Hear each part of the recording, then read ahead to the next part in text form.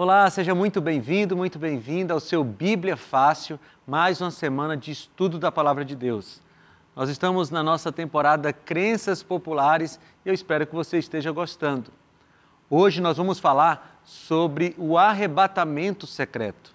Você já deve ter ouvido essa expressão por aí no mundo evangélico, no mundo cristão.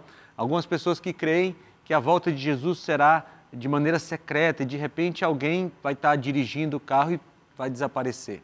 Será que a Bíblia fala sobre isso? Por que algumas pessoas creem assim? Baseado em que texto bíblico? Nós vamos tentar responder essas perguntas ao longo do programa de hoje, tá bom? E você, meu convidado, fique aí comigo.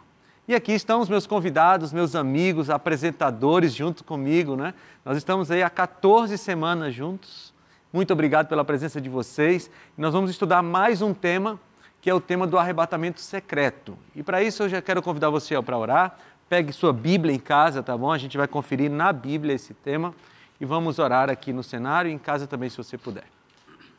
Senhor, obrigado pelo privilégio que nós temos de podermos estudar a Tua Palavra com liberdade. Senhor, nos fala agora a respeito desse assunto que envolve o Teu retorno à Terra. Pedimos que o Senhor, por favor, nos instrua. Em nome de Jesus, amém. Você já deve ter ouvido falar da série de filmes e da série de livros Deixados para Trás, né? Essa série é uma série produzida por um grupo evangélico que fala sobre esse momento em que acontece a volta de Jesus de acordo com essa crença e as pessoas começam a desaparecer, né? Então está lá o piloto do avião, está pilotando o avião, de repente o piloto desaparece, porque ele foi arrebatado secretamente, né? Eu já vi, inclusive, em alguns carros, assim, uns adesivos, em caso de arrebatamento, esse carro ficará desgovernado, né? Eu sempre fico pensando no motorista do ônibus, né? Mas essa é uma crença muito comum por aí. E essa crença, ela é baseada em um texto da Bíblia. Um texto da Bíblia. Então, nós vamos começar observando, estudando esse texto da Bíblia, a partir do qual se levanta essa crença do arrebatamento secreto. O texto é Mateus capítulo 24, versículos 40 e 41. Abra sua Bíblia, você de casa também, Mateus 24, 40 e 41. Esse é o texto base para aqueles que acreditam no arrebatamento secreto. Nós vamos ler primeiro esses dois versículos e depois vamos estudar o seu contexto. Aqui, ó. Encontrou aí? Mateus 24, 40 e 41. 2 homens estarão no campo, um será levado e o outro deixado. 2 mulheres estarão trabalhando no moinho, uma será levada e a outra deixada. O capítulo 24 de Mateus é o capítulo profético, né? O sermão profético de Jesus. No capítulo 24, capítulo 25, Jesus vai falando sobre o retorno dele, sobre os sinais da vinda de Cristo, sobre essas coisas todas. Você também tem isso em Lucas capítulo 21, né? Lucas registra esse sermão profético de Jesus. E aqui nesse ponto, você tem Jesus falando sobre um momento em que uma pessoa será levada e outra será deixada. Depois ele fala de homens e de mulheres. E se você pega só esse versículo, você diz, ó, o que está aparentando aí é que eles estarão aqui trabalhando, de repente desapareceu alguém. Um foi levado e o outro foi deixado. As 2 mulheres estão ali no moinho, de repente, cadê ela? Né? Foi levada e a outra foi deixada. Isso aqui é arrebatamento secreto? Bem, para a gente, eu já falei para vocês mais de uma vez, né? Quando a gente não entende um versículo, nós vamos para o capítulo e vamos ver qual é o contexto dessa passagem. Então vamos lá. Mateus 24, e nós vamos voltar um pouquinho até o versículo 37. A gente nem precisa ler o capítulo todo. Se a gente ler a partir do versículo 37, a gente consegue interpretar essa passagem. Diz assim, Jesus está falando, tá? Como foi nos dias de Noé, assim também será na vinda do Filho do Homem. Pois nos dias anteriores ao dilúvio, o povo vivia comendo e bebendo, casando-se e dando-se em casamento, até o dia em que Noé entrou na arca e eles nada perceberam até que veio o dilúvio e levou a todos. Só um detalhezinho aqui, gente. No dilúvio, os que foram levados se salvaram ou se perderam? No dilúvio, os que foram levados são aqueles que se perderam, né? Eles não... olha aqui o contexto. O povo vivia comendo, bebendo, casando-se, dando-se em casamento, até o dia que veio Noé e entrou na arca. E eles nada perceberam, até que veio o dilúvio e levou a todos. Então, aqui, quem foi levado no dilúvio foi quem se perdeu. E a gente já tem um problema com a doutrina do arrebatamento secreto, porque, baseado nos versículos seguintes, eles dizem que quem foi levado foi quem se salvou. Ok? Aqui, no contexto, quem foi levado foi quem se perdeu. Mas vamos lá, assim acontecerá na vinda do Filho do Homem. Então, vamos parar aqui e entender. Os versículos que falam que um vai ser levado e o outro vai ser deixado, eles estão na sequência de uma comparação que Jesus está fazendo. Eles não foram colocados soltos na Bíblia. E qual é a sequência? Esses versículos que diz que 2 homens estarão no campo, um será levado e outro será deixado, 2 mulheres estarão no trabalho, uma será levada e outra será deixada. Isso aqui é em comparação ao dilúvio, ok? Porque Jesus diz assim, assim acontecerá na vinda do Filho do Homem.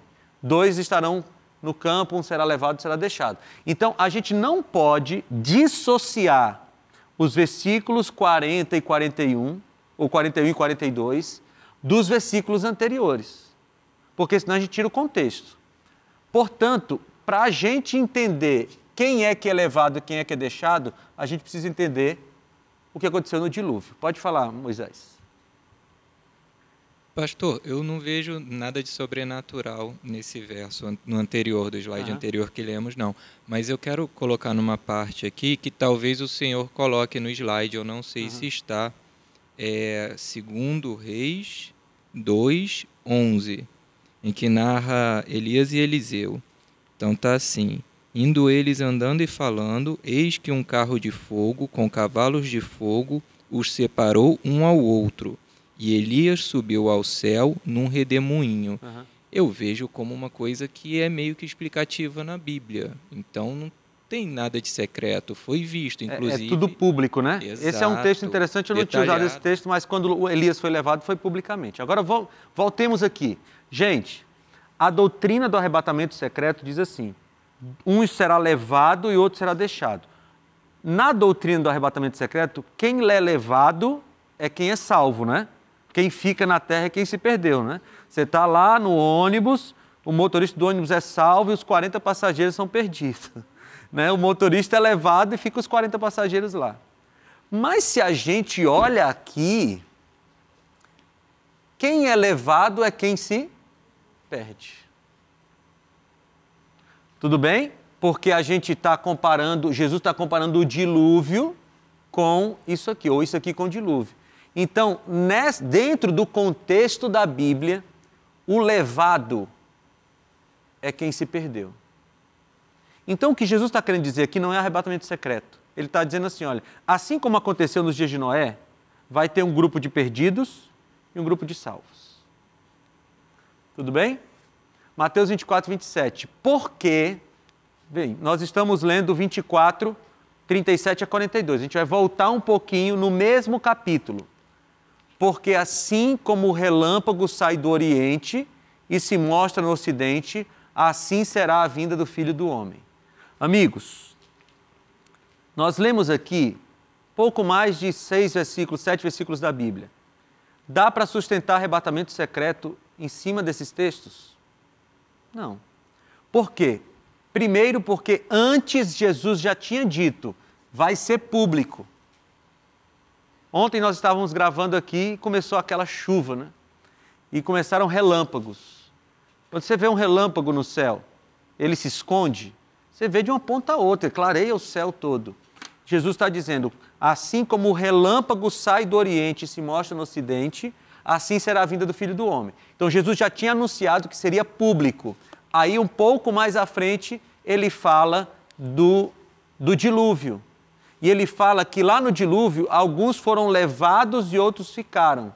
Os levados foram os perdidos. Aí ele diz, assim como foi na vinda do Filho do Homem, 2 homens estarão no campo, um será levado e outro ficará.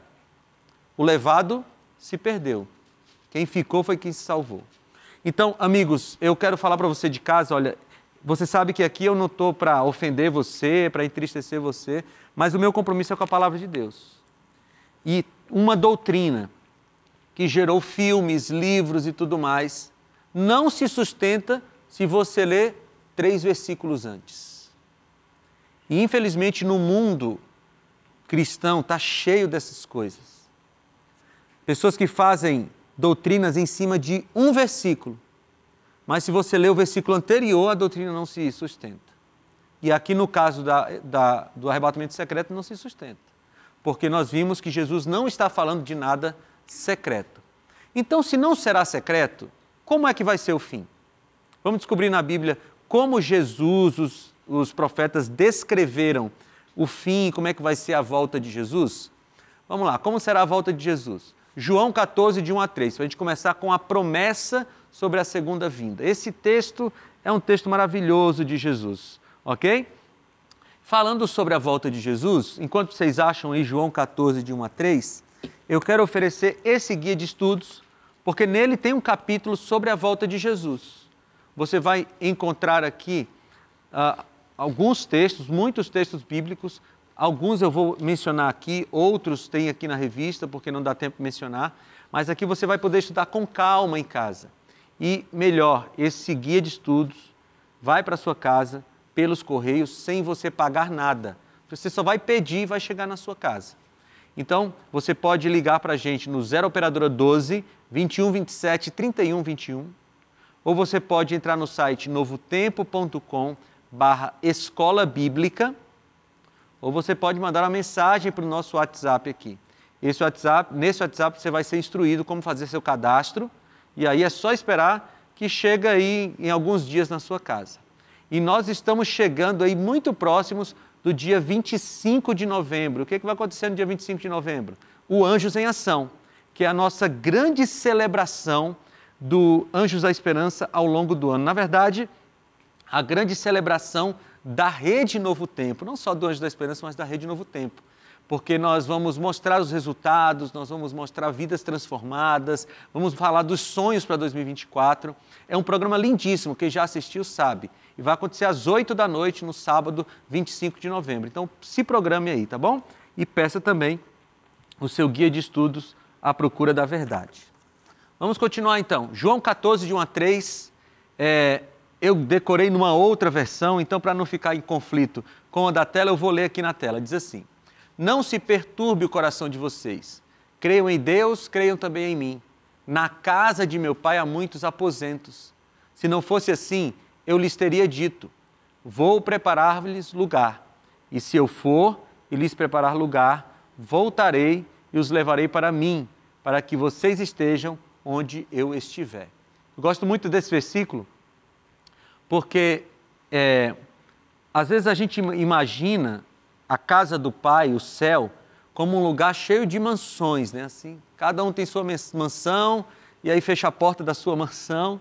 Bem, aqui tem uma outra cena assim, do céu, porque ele fala não de casas, ele fala que na casa do Pai tem muitos aposentos. A palavra aqui poderia ser traduzida como quartos, e eu gosto dessa imagem. Todos os salvos morarão na casa do Pai e cada um vai ter o seu quarto na casa do Pai. Veja, qualquer descrição que a Bíblia faz do céu e da nova terra, ela é menor do que vai ser, porque a linguagem humana não conseguiria descrever aquilo, né?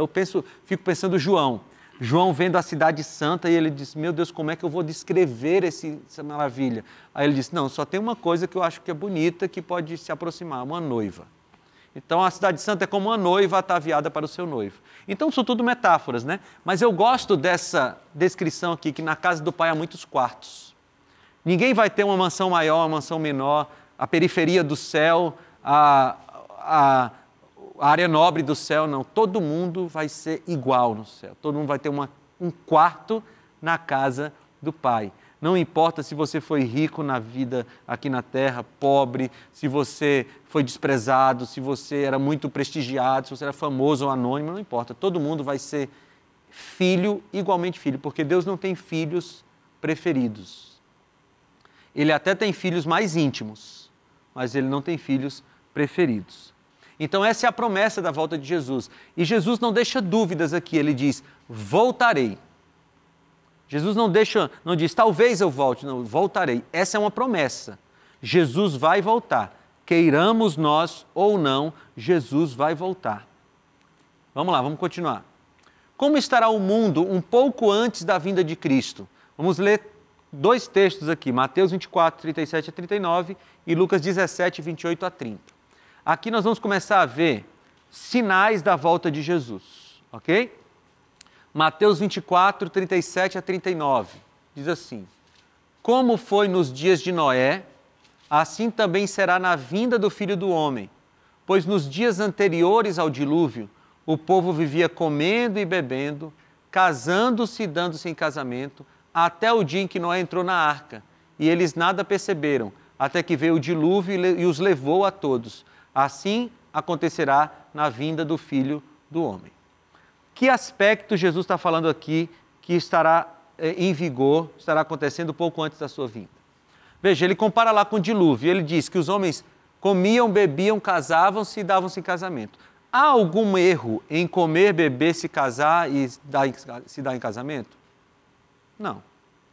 Mas o que acontecia? Enquanto eles faziam essas coisas, eles não perceberam o dilúvio.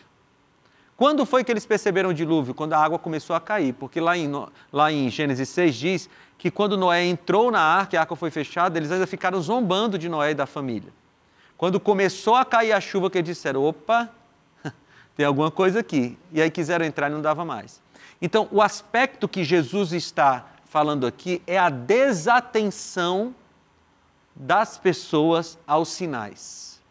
Essa seria uma característica do mundo antes da volta de Jesus. E o mundo que nós vivemos hoje é um mundo, em geral, desatento à volta de Jesus.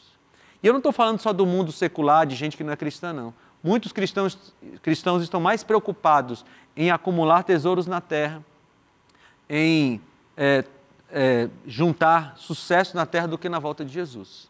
Você que é cristão, só pense, quando foi a última vez que você orou pedindo que Jesus voltasse?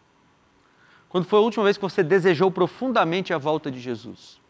Às vezes a gente pensa na volta de Jesus quando a gente perde um ente querido, quando a gente vê uma tragédia pela TV, mas parece que quando está tudo bem na nossa vida, a gente não deseja muito a volta de Jesus. E nós deveríamos querer isso todo dia, porque a desatenção é um problema. Então aqui você tem Mateus 24, 37 a 39, falando de um mundo desatento à volta de Jesus. Lucas 17, 28 a 30. Aconteceu a mesma coisa nos dias de Ló, falando de Sodoma e Gomorra. O povo estava comendo e bebendo, comprando e vendendo, plantando e construindo. Mas no dia em que Ló saiu de Sodoma, choveu fogo e enxofre do céu e os destruiu a todos. Acontecerá exatamente assim no dia em que o Filho do Homem for revelado. Jesus está falando de uma coisa agora mais próxima. Ele vai estar dizendo que no dia que ele aparecer no céu, mesmo com todos os sinais que nós vamos ver aqui, vai ter gente que vai estar vivendo sua vida normal. A pessoa está lá, vai trabalhar e tal, de repente ela olha para o céu e vê o céu se abrindo, Jesus aparecendo, ela vai dizer, meu Deus, era verdade. Jesus realmente, eu ouvi falar desse negócio um dia, só que aquele momento já não vai ter mais jeito. Então, a desatenção aos sinais é uma questão do mundo antes da volta de Jesus. O que os anjos disseram sobre a segunda vinda de Cristo? Nós vamos para Atos, capítulo 1, versículos 10 e 11. Aqui já é pós-ressurreição de Jesus, Jesus já tinha ascendido aos céus, tinha acabado de ascender aos céus, e os anjos disseram assim, e eles ficaram com os olhos fixos no céu, enquanto ele subia. De repente surgiram diante deles 2 homens vestidos de branco, que lhes disseram, Galileus, por que vocês estão olhando para o céu? Este mesmo Jesus que dentre vocês foi levado ao céu, voltará da mesma forma como o viram subir. Então, de novo, aqui não tem nada de secreto. As pessoas viram Jesus subir. E os anjos disseram, ele vai voltar da mesma forma. Com o corpo que ele foi, com o corpo físico, né? Pode ser tocado, pode ser visto. Não tem secreto, né? Não tem segredo na volta de Jesus. Da mesma forma como os viram subir. Como Jesus descreveu a sua segunda vinda? 3 textos que nós vamos ler. Tá bom? Eu vou colocar aqui na tela, mas se você quiser acompanhar na sua Bíblia, é só você abrir agora em Mateus 16, 27. Mateus 16, 27. Pois o Filho do Homem virá na glória do seu Pai, com os seus anjos, e então recompensará a cada um de acordo com o que tenha feito. Jesus com os anjos, ele descreve.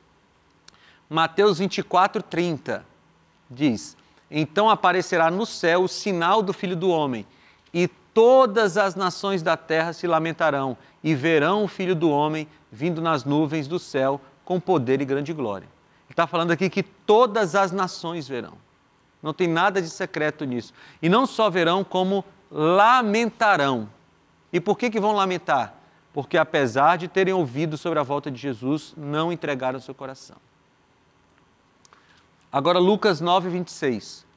Se alguém se envergonhar de mim e das minhas palavras, o Filho do Homem se envergonhará dele quando vier em sua glória e na glória do Pai e dos santos anjos. Então, todas as vezes que Jesus vai descrever a sua vinda, ele fala de glória, ele fala de um evento grande que todo mundo vai ver, não tem nada de secreto. Agora, quantos verão a segunda vinda de Cristo? Apocalipse 1, 7. Agora a gente vai lá para o livro do Apocalipse, você de casa está acompanhando. Se tiver muito rápido, você vai poder assistir de novo esse episódio, vai estar lá no ntplay.com, na nossa área do ntplay.com e também no youtube.com/Bíblia Fácil, tá bom? Escola Bíblica é o endereço para você pedir o seu estudo bíblico. O YouTube é youtube.com/Bíblia Fácil. Quantos verão a segunda vinda de Cristo? Apocalipse capítulo 1, versículo 7. Eis que ele vem com as nuvens e todo olho verá, até mesmo aqueles que o traspassaram, e todos os povos da terra se lamentarão por causa dele, assim será. Amém. E aqui tem uma coisa que a gente chama em teologia de ressurreição especial. Por quê? Porque João está dizendo aqui, inspirado pelo Espírito Santo, que aqueles que o traspassaram, aqueles que foram responsáveis pela morte de Jesus, verão a volta de Cristo. É o que a gente chama de ressurreição especial. Esse povo que esteve diretamente envolvido com a morte de Cristo, ressuscitará um pouco antes da volta de Jesus para ver Jesus voltar. Aqueles que o mataram ressuscitarão. Pode falar, Guilherme. Pastor, aproveitando que está no finalzinho aqui, eu poderia mandar um abraço para os nossos familiares. Pode mandar um abraço. Gente, vocês mandem os abraços para depois não me cobrarem. Louvamos a Deus pela vida dos nossos familiares, da minha mãe, Dona Maria de Fátima, minha sogra e os demais membros da família, né? Uhum. A minha cunhada, que é adventista do 7º dia, o meu genro, o meu cunhado que também é, e todos os seus familiares, né? Muito obrigado. Gente, acredite, quando você faz o seu cadastro, de fato você é chamado mesmo. A gente até é impactado porque, meu Deus, chamaram mesmo a gente para participar do programa. Bom você falar isso, Guilherme, que as pessoas ficam dizendo, como é que eu faço? Também que quando você solicita as revistas também chegam na sua casa. Obrigado, e Guilherme. Eu gostaria só de fazer uma ressalva, pastor, que foi exatamente sobre esse lamentarão que fez com que este que vos fala caísse em si. Uma certa pessoa estava ministrando para outra e falou bem assim, tá, mas e se for verdade tudo que está escrito na Bíblia, você vai ficar aqui? Na hora que eu ouvi aquilo de um falando para o outro, meu Deus, se for verdade, eu estou enrolado. Então deixa eu correr para baixo das asas de Deus e vir para Ele. Muito legal o seu testemunho, Guilherme. Obrigado. Pode falar também. Pastor, quero aproveitar também e mandar um abraço, tá? Pode mandar. Meu pai, para minha mãe, o nome do meu pai é Dercílio, minha mãe é Gilda. Eu quero também mandar, né, um abraço para... Eles moram lá em Goiânia? Não, meu pai mora em Acreúna de Goiás, né? Goiás. E eu quero mandar também um abraço para toda a minha família, a família Batista Santos. Ok. Toda a minha família. Nós estamos aí nessa caminhada do Evangelho, né? Amém. Eu creio que Deus vai continuar nos abençoando. Amém. Você quer falar também, Elizabeth? Vamos lá, pode falar. Já. Tá. Eu gostaria primeiro de agradecer a Deus pela linda família que Ele me deu, com os filhos, com Glauco, José Leandro e Tiago, e netos, que são 5, Davi, Gabriel, Júlia, Maria Luísa e Mateus. Que legal, que legal. E noras também, a Tatiane e a Joyce. Tá bom. Mandado um abraço, tá bom? A gente quer falar também, Moisés? Vai lá. Sim, eu gostaria de agradecer à Rede Novo Tempo de Comunicações pelo grande privilégio de estar aqui e dessa experiência ímpar na minha vida, de um fortalecimento muito maior na minha fé. Amém. E também mandar um abraço para os meus amigos da minha igreja lá de Pavuna 2, Zona Norte, bairro da Pavuna, Rio de Janeiro. Valeu, isso aí, tá mandado os abraços, né? Olha lá, então vamos lá. Todo olho verá, até aqueles que o traspassaram. E como Paulo descreveu a segunda vinda de Cristo? Nós vamos ver esse texto que é lindíssimo, é quase uma poesia. Nós vamos ver depois do intervalo, tá bom? Não sai daí, a gente volta já já. O Espírito e a noiva dizem vem.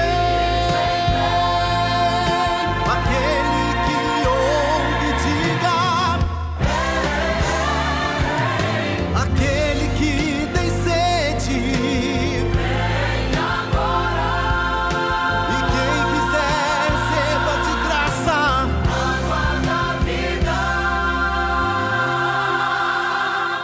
Sem demora, Cristo.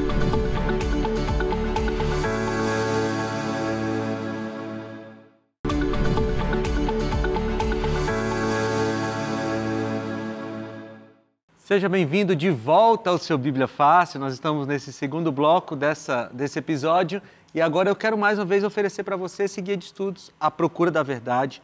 Aqui tem 15 temas para você se aprofundar na Bíblia. Você quer conhecer mais da Bíblia, conseguir conversar com outras pessoas sobre a Bíblia, tendo clareza sobre o que você está falando? Aqui está um material que vai te ajudar. Eu escrevi esse material para que você entenda melhor a palavra de Deus. Você pode pedir e ele vai para a sua casa sem custo algum.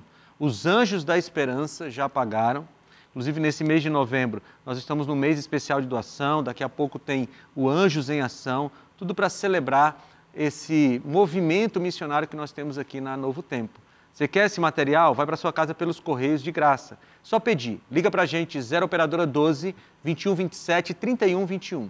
Ou você pode também entrar no site novotempo.com/escola bíblica. E tem mais uma forma, que é mandando uma mensagem para esse WhatsApp, e nós vamos responder você, te ajudando a fazer o seu cadastro, e aí você vai receber em casa, sem custo algum, esse guia de estudos, A Procura da Verdade. Vamos lá, vamos ler o texto de Paulo descrevendo a segunda vinda de Cristo. 1 Tessalonicenses, capítulo 4, 16 e 17. Ele diz assim, ó: pois dada a ordem, com a voz do arcanjo, ressoada a trombeta de Deus, o próprio Senhor descerá do céu, e os mortos em Cristo ressuscitarão primeiro. Só um ponto aqui, a gente não vai conseguir entrar no ensino bíblico a respeito das duas ressurreições, mas a Bíblia fala de duas ressurreições, uma que acontece na volta de Jesus, que são dos mortos em Cristo, e uma que acontece depois do milênio, que são aqueles que morreram perdidos. Tá? A Bíblia faz essa separação, é primeira e segunda ressurreição. Mas ele está dizendo aqui, olha, que a volta de Jesus vai ser com a voz do arcanjo, o ressoar da trombeta e o próprio Senhor descerá do céu. Às vezes eu fico sonhando com esse dia assim, andando na rua, às vezes eu estou na rua, andando assim, puxa, a pessoa se eu ouvisse uma trombeta tocando do céu agora, né? Eu olhasse para o céu e Jesus voltasse. É a cena que é descrita por Paulo. Muito bem, a Bíblia dá alguns sinais da volta de Jesus. Pode falar, Moisés. Pastor, eu tinha dado um exemplo pós-dilúvio, não é, com Elias, mas eu tenho aqui em Gênesis 5, 34, o personagem Enoque. Andou Enoque com Deus e já não era, porque Deus o tomou para si. De que forma esse tomar para si? Arrebatou? Ele o levou para o céu, né? A Bíblia não descreve como ele foi levado. Elias foi levado no redemoinho. Enoque foi levado, né? Enoque representa os salvos que não passarão pela morte. Já Moisés, que morreu e foi ressuscitado, e está no céu, representa os salvos que passarão pela morte, né? São dois grupos de pessoas. Quais são os sinais da vinda de Cristo? Vamos começar com Mateus 24, 6 e 7.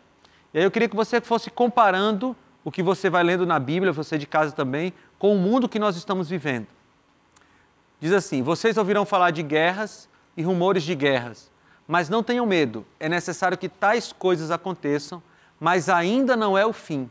Nação se levantará contra nação e reino contra reino. Haverá fomes e terremotos em vários lugares. Então, nesse versículo, nós encontramos sinais sociais e sinais na natureza e sinais no mundo político, né? No mundo político, militar, guerras e rumores de guerras. Sempre aconteceram guerras e rumores de guerras. Mas nós vamos ver daqui a pouco que Paulo e Jesus, eles comparam a volta de Jesus como um processo de parto, como as dores do parto. Então não é só o que acontece, mas na intensidade que acontece. E nós estamos vendo nesse mundo cada vez mais guerras, cada vez mais rumores de guerra e cada vez mais fome e terremotos, né? Esse ano, no início do ano, nós tivemos o terremoto naquela região da Síria e da Turquia, que a última vez que eu vi os números já tinha mais de 50 mil mortos, né? E a perspectiva era de muito mais. Então nós temos terremotos, fome em vários lugares. Agora Lucas 21, 26, mais um sinal da volta de Jesus. Lucas 21, 26, diz assim: os homens desmaiarão de terror, apreensivos com o que está sobrevindo ao mundo, e os poderes celestes serão abalados. Né? Ele está falando aqui tanto de terror das pessoas que estão vendo o que está acontecendo e se lamentando por tudo aquilo, quanto o que ele chama de poderes dos céus, ou os astros, serão abalados. E a gente tem dois eventos que aconteceram no século XIX, 1860 mais ou menos, eu não vou lembrar a data exata aqui, que foi o dia do sol escuro e da lua de sangue. Foi um dia que nos Estados Unidos o sol não deu a sua luz, que é um dos sinais da volta de Jesus. E a lua ficou com cor de sangue. A gente vê que esses sinais são dados no contexto da volta de Jesus para o tempo do fim. E o tempo do fim, segundo a profecia, começa a partir de 1798, quando o Papa é preso, o Papa Pio VI é preso pelo general Berthier. Infelizmente, a gente não tem tempo de ver as profecias do Apocalipse, mas nós temos episódios no Bíblia Fácil, no YouTube, sobre essas profecias do Apocalipse para você se aprofundar. Muito bem, mais sinais da volta de Jesus. 1 Tessalonicenses 5, 2 e 3, diz assim: pois vocês mesmos sabem perfeitamente que o dia do Senhor virá como ladrão à noite. Quando disserem paz e segurança, então de repente a destruição virá sobre eles, como dores à mulher grávida, e de modo nenhum escaparão. Então, aqui tem um aspecto importante. Vai ser uma surpresa para aqueles que não estão atentos. Aqueles que estão dizendo assim: é paz e segurança, o mundo está bom, a gente precisa sair daqui. Esses serão pegos de surpresa. E aí será como as dores do parto. Daqui a pouco eu vou tratar um pouco mais. Essa aqui é a minha família. Essa aqui é a Flor, o Daniel tem 7 anos e o Luca tem 1 ano. E eu coloquei essa foto aqui, porque quando fala de dores do parto, eu lembro logo do nascimento dos dois. Os dois nasceram de parto natural. O Daniel nasceu num hospital em Florianópolis, mas sem intervenção nenhuma, nasceu ali naturalmente. E eu estava lá com o Daniel, eu vi as dores do parto, e concluí mais uma vez que nenhum homem aguentaria aquele processo. Acho que os homens não aguentariam um parto, eu tenho convicção disso. Mas as dores são muito intensas. Depois, o Luca nasceu aqui em Jacareí, foi um parto domiciliar, ele nasceu em casa, e a gente estava lá acompanhando também. E como é que acontece? Nos dois é assim, e quem já teve filho de parto natural sabe. Começa as dores do parto do Daniel começaram mais ou menos às 4 da manhã. Aí a gente foi para Florianópolis e tal, e à medida que o tempo vai passando, as dores ficam mais intensas e mais frequentes. Do Luca foi do mesmo jeito. As dores começaram, se eu não me engano, por volta das 10 da manhã, e aí o Daniel começou às 4 da manhã, ele nasceu às 4 da tarde, e o Luca começou às 10 da manhã, ele nasceu às 11 da noite. as dores vão ficando mais frequentes e mais intensas. Até que chega um momento que as dores não passam mais.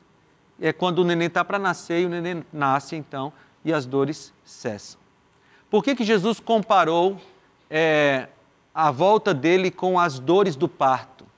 É porque você pode dizer assim, pastor, sempre houve guerra, sempre houve fome, sempre houve terremoto, sempre houve homens se aterrorizando com as coisas. É verdade, e Jesus sabia disso, por isso que ele disse que é como as dores do parto. Não é que acontece uma guerra aqui e outra ali. Amigos, se você pegar a história do século XX para cá, nós não tivemos nenhum ano que não tivesse acontecendo alguma guerra em algum lugar do mundo. Guerras que de uma forma ou outra abalavam o mundo todo. Até no período da Guerra Fria, quando diz que foi um período sem guerra, não, foi um período sem guerra direto entre Estados Unidos e União Soviética. Mas você tinha lá Vietnã do Norte contra Vietnã do Sul, Coreia do Norte contra Coreia do Sul, um pouco depois. Então, as guerras, elas estão cada vez mais intensas. As dores do parto dessa mulher que está para dar à luz ao filho, Jesus Cristo, estão cada vez mais intensas. E eu diria hoje que nós estamos no período das dores que não passam mais. Porque é uma tragédia em cima da outra. Você nem se curou emocionalmente de uma tragédia, você vê outra no jornal. Né? Você nem uma tragédia natural aconteceu, você nem esqueceu aquela, já tem outra. Uma guerra vem uma atrás da outra. Então, as dores do parto estão acontecendo, de tal forma que nós estamos, eu creio piamente, no período imediatamente anterior à volta de Jesus. Mateus 24, 7 diz, nação se levantará contra nação, e reino contra reino.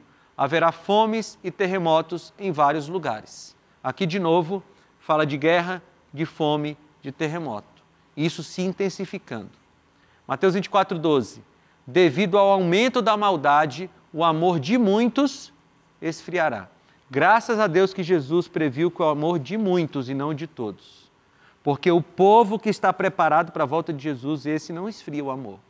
Ele continua amando o próximo como a si mesmo. Mas a gente não está vivendo um mundo sem amor? Um mundo com falta completa de amor. Você olha para as pessoas não se preocupam com o outro, não se preocupam com a dor do outro. Parece que as pessoas estão se acostumando com dores. Eu fico assim, perplexo. Como é que alguém consegue almoçar assistindo aqueles programas policiais? Você almoça vendo o outro esfaqueado no chão lá. Parece que não nos abala mais.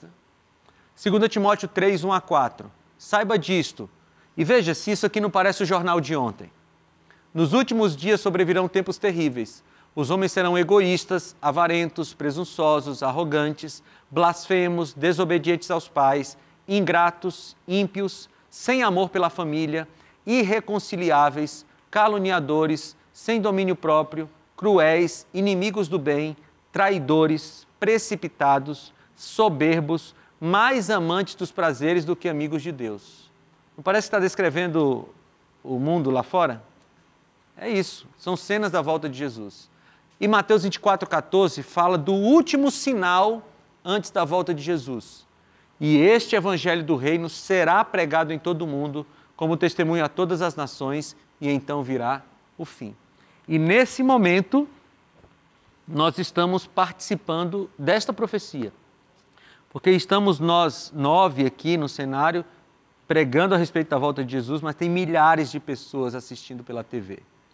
E essa mensagem vai chegar a outras milhares de pessoas. E mesmo em lugares onde o mundo está fechado, onde não se pode pregar o evangelho, Jesus está chegando lá.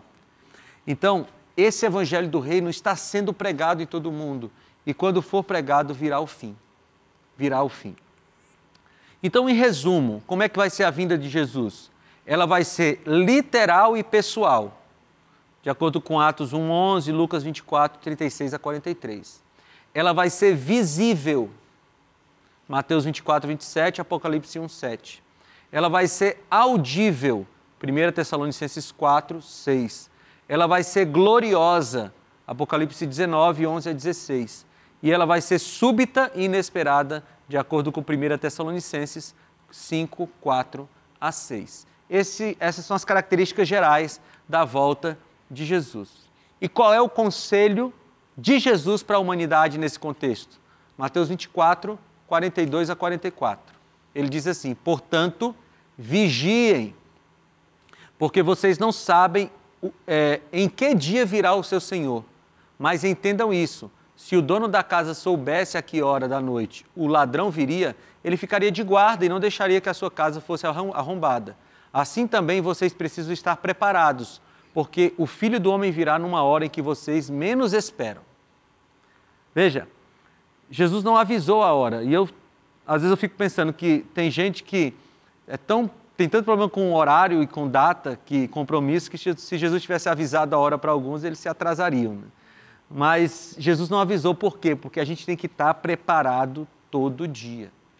Todo dia, hoje, amanhã, ou até a gente morrer para esperar a volta de Jesus no sono da morte, ou até a gente se encontrar com Jesus. Porque ele diz: vigiem, estejam preparados. E qual será a data da volta de Jesus? Agora a gente vai acabar com o problema, né? Porque a gente vai saber a data. Será? Marcos 13, 32 diz: quanto ao dia e à hora ninguém sabe, nem os anjos do céu, nem o Filho, senão somente o Pai. Deus vai determinar o dia da volta de Jesus e não depende de nós. Se a gente quiser, não quiser, acreditar, não acreditar, Jesus vai voltar. E como deve ser o nosso desejo em relação à segunda vinda de Cristo? Apocalipse 22, 20. Olha o que João falou quando ele pensou na volta de Jesus. Aquele que dá testemunho dessas coisas diz: sim, venho em breve. Aí João diz: amém, vem, Senhor Jesus. Algumas versões dizem Maranata, né? Ora vem, Senhor Jesus.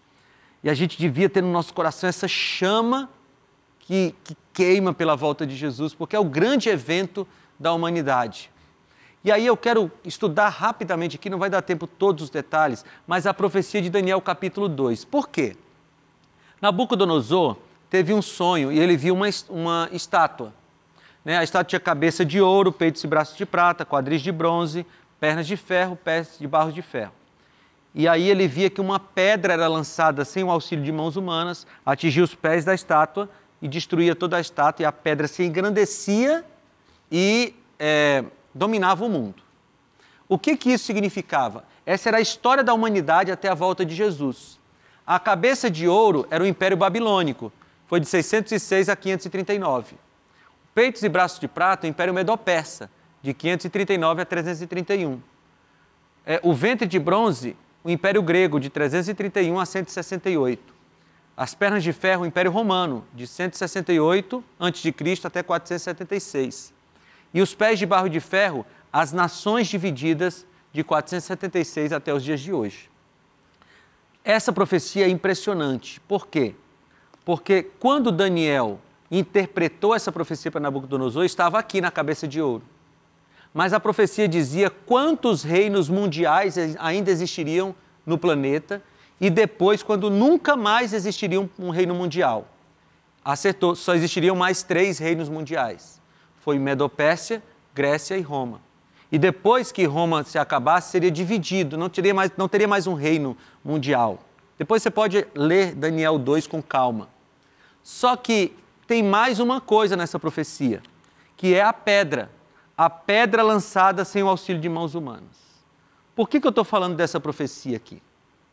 Porque, amigos, se a cabeça de ouro se cumpriu, se peitos e braços de prata se cumpriram, se quadris de bronze se cumpriram, se pernas de ferro se cumpriram, se pés de barro e de ferro se cumpriram, por que a parte mais importante da profecia não se cumpriria? A volta de Jesus. Quando a gente quer crer na volta de Jesus, a gente olha para o passado e vê todas as profecias que já foram cumpridas. E então a gente olha para o futuro e diz assim: se Deus cumpriu as profecias no passado, Ele também vai cumprir as profecias do futuro. Você de casa aí que está me assistindo, você precisa saber que as profecias se cumprirão. E essas profecias, elas estão a passos largos se cumprindo. Veja, nós precisamos crer na volta de Jesus. E mais do que isso, nós precisamos nos preparar para a volta de Jesus. Não é uma possibilidade, não é uma coisa que a gente não sabe se vai acontecer, não é isso. Nós temos plena convicção de que Jesus vai voltar. Por quê? Porque todas as profecias que Jesus já deu até hoje se cumpriram. E eles cumpriram essa profecia. O cumprimento dessa profecia é o sinal de que a profecia da volta de Jesus vai se cumprir. A gente estava passando aqui por esses textos, né? E às vezes a gente diz assim, puxa, vai demorar, está demorando. Como é que a gente lida com a demora?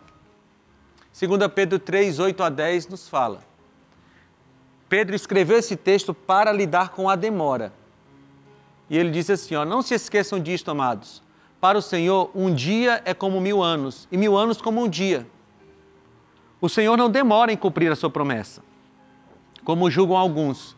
Pelo contrário, Ele é paciente com vocês, não querendo que ninguém pereça, mas que todos cheguem ao arrependimento. O dia do Senhor, porém, virá como ladrão. Os céus desaparecerão com um grande estrondo, e os elementos serão desfeitos pelo calor, e a terra e tudo que nela há será desnudada.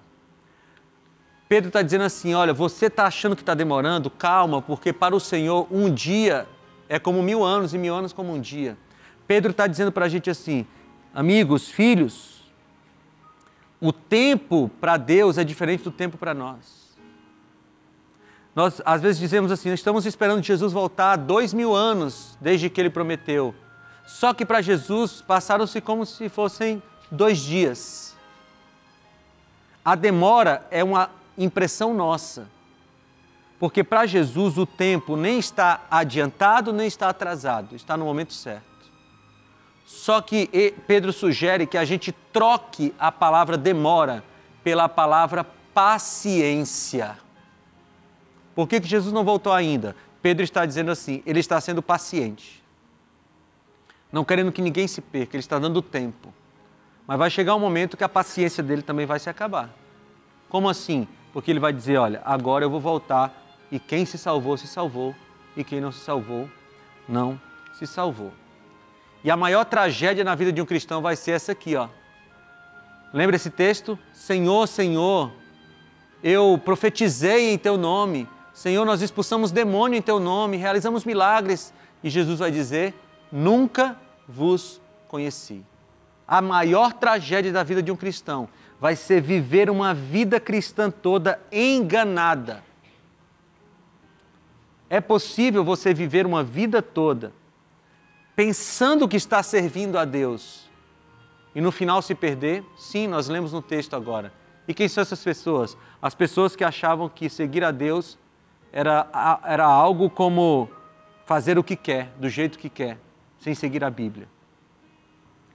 A maior tragédia na vida de um cristão vai ser ter vivido uma vida cristã a vida toda, durante muitos anos e no final se perder. Por que que Jesus diz, vigiem? Porque a gente tem que ficar atento. Atento aos sinais. E deixa eu dizer uma coisa para você. Tudo indica, os sinais apontam que em breve, muito em breve, Jesus voltará. Você diz amém por isso? Ou isso te amedronta? Se isso te amedronta, talvez você ainda precise abrir seu coração e entregar a vida a Jesus. Porque ninguém que entregou a vida a Jesus tem medo da volta dele. Você pode fazer essa entrega enquanto você ouve esse hino?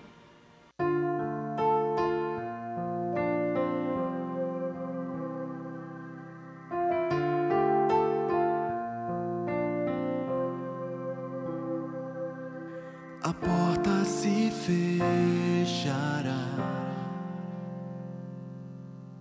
e a trombeta logo tocará. Ele já está voltando. Ele já está voltando.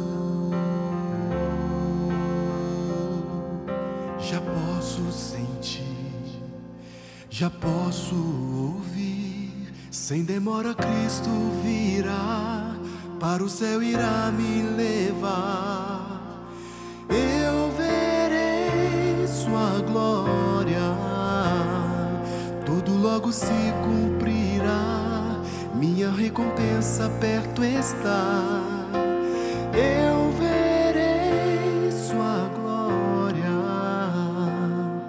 verei o meu Senhor, verei o meu Senhor. No sangue vou me lavar, pois quero embaixo da árvore estar. Entrarei pelas portas, entrarei com um grito de vitória, cantarei com os anjos, viveremos nova história. Sem demora Cristo virá, para o céu irá me levar. Eu verei sua glória, tudo logo se cumprirá, minha recompensa perto está. Eu verei sua glória, verei o meu Senhor, verei o meu Senhor.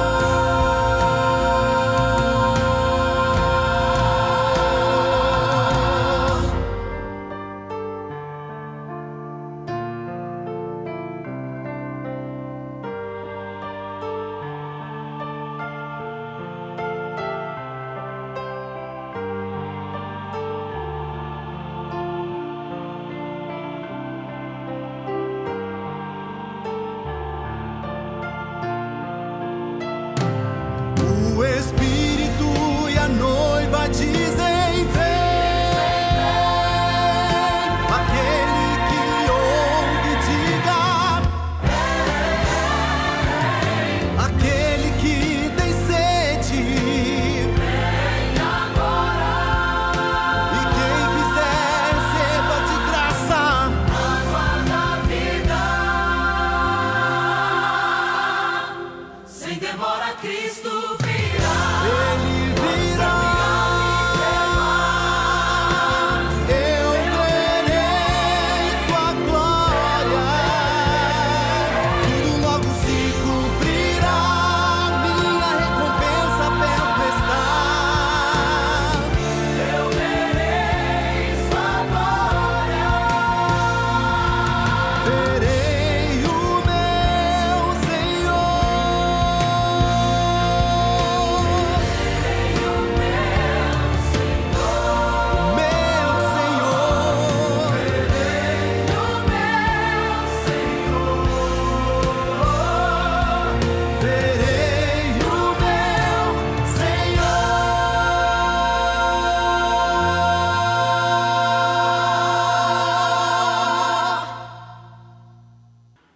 Lá em Apocalipse capítulo 3, quando Jesus está dando a mensagem à igreja da Laodiceia, ele diz assim: eis que estou à porta e bato. Se alguém ouvir a minha voz e abrir a porta, eu entrarei em sua casa, cearei com ele e ele comigo. Essa refeição, ela é um símbolo, ela é usada na Bíblia muitas vezes como um símbolo do nosso encontro com Jesus nos ares. Lá no Salmo 23 também tem: preparas uma mesa na presença dos meus inimigos. Essa refeição é a hora do encontro, sabe? E a gente tem que se preparar para isso. Eu queria apelar ao seu coração. Prepare-se para a volta de Jesus, se submeta à palavra de Deus. Porque se por uma tragédia a gente morre amanhã, depois, mas morreu em Cristo, é só um abrir e fechar de olhos. Da próxima vez que a gente abrir os olhos, a gente vai ver Jesus voltando, salvos. Mas se a gente fica brincando de ser cristão, se a gente fica com a vida cristã mais ou menos, a gente acaba perdendo a salvação e vai fazer parte daquele grupo que vai dizer, que vai ouvir, nunca vos conheci.